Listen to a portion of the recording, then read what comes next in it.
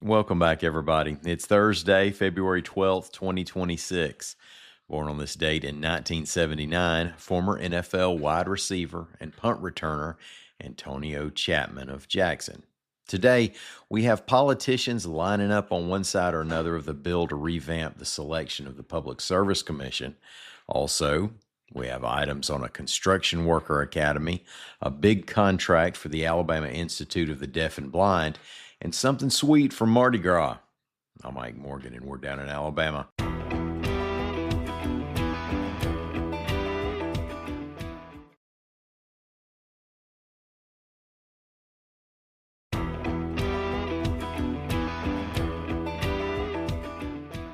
A co-sponsor of the bill that would make the Public Service Commission members appointees rather than elected officials has changed course, reports AL.com's Ruth Servan-Smith and Mike Kaysen. Supporters of the bill argue it would keep the commissioners from having to be political. Opponents argue that it would take the power of recourse away from the voters. State Senator Linda Coleman Madison, a Birmingham Democrat, co-sponsored the bill, but said she's now heard from her constituents, quote, loud and clearly. And she's calling for public hearings throughout the state before such a big change is made. She said she was hoping a change would lead to a minority being appointed to the board, something that she saw as more of a long shot in a statewide election. Governor Kay Ivey is backing the bill. AL.com's John Sharp reports that U.S. Senator Tommy Tuberville has also lent his voice to it. Quote, we've got to raise the bar and ensure the right, qualified people are overseeing our utilities, not politicians looking for their next job or doing political favors when they're up for election again, said Tuberville, who is currently running for governor. Tuberville's Republican primary opponent, Ken McFeeters, came down against it, arguing that making the commissioners appointees just consolidates all that political power and potential for abuse in the hands of a few politicians, including the governor. Likewise, Democratic gubernatorial candidates Doug Jones and Chig Martin are opposed, said Jones, quote, those regulating public utilities should answer to the people directly, end quote. The Hoover City Council approved a $20 fee on residential building permits to help fund the Central Alabama Home Building Academy, a venture to train home builders, reports AL.com's William Thornton. Now, there's a similar program already in Huntsville.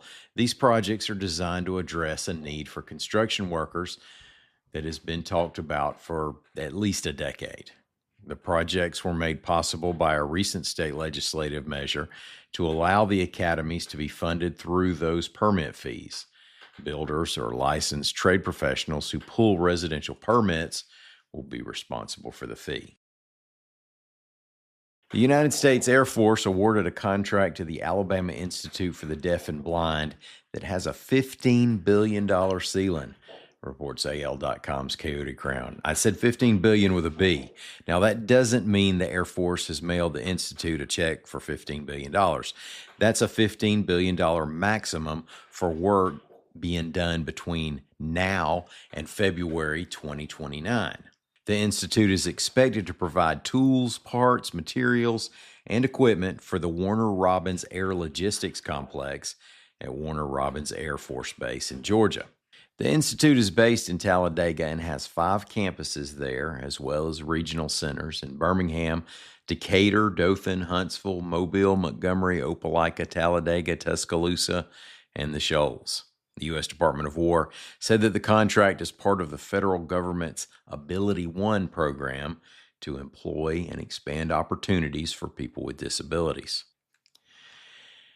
As Mardi Gras revelers do their thing this month, in all their fancy outfits and beads and wildly creative floats, remember that Mardi Gras, a time-honored multicultural event, is not a victimless phenomenon. If you think nobody's left behind in all this, that at the end of the night's revelry there aren't 2 carnivals, then you might ought to check your privilege. I honestly can't believe that in 2026, people are just now really starting to notice. But AL.com's Lawrence Specker reports that there's a movement to try to right some wrongs. A few activists were present for the downtown Mobile Order of Lachey's parade. Brooke Bailey did not sugarcoat what she saw there. Quote, "We're all locals and we all go to the parades every year. And one of the saddest things is walking home from a parade and seeing squashed moon pies on the ground." End quote. She's not alone. There is a Protect the Moon Pie campaign building steam and bemoaning the Southern delicacy that's often seen broken down in a gutter. If you venture into downtown Mobile, you're likely to see flyers with messages such as 1,200 plus moon pies lost along this route, and 1 out of 3 moon pies will not survive this parade. The movement has a social media presence, of course. Hashtag Protect the Moon Pie. Bailey explained what's at stake. Quote, "Moon pies are very sacred to Mobile. Obviously, we are known for the moon pies. That is our throw here in Mobile. We are not like New Orleans. We don't have coconuts and shoes and things that we throw out. We throw out moon pies. That's our thing." And that's true. Yes, you're more likely to see shoes being thrown at the derivative celebration in New Orleans. But to be fair, there's good reason for that. They're probably drunk. Thank you, Lawrence, for reporting that story. Didn't know I needed it this morning, but I did. Serious confession, I've never been to a Mardi Gras parade, neither in the original birthplace of American Mardi Gras in coastal Alabama, nor at the derivative Mardi Gras in New Orleans. But I do like moon pies. The original chocolate with an RC Cola, of course. Maybe a diet RC these days. Thank y'all so much for listening to us. We'll be back here in the morning, and then it'll be Friday. Until then, y'all come by and see what we're doing anytime you want to on the internet at al.com.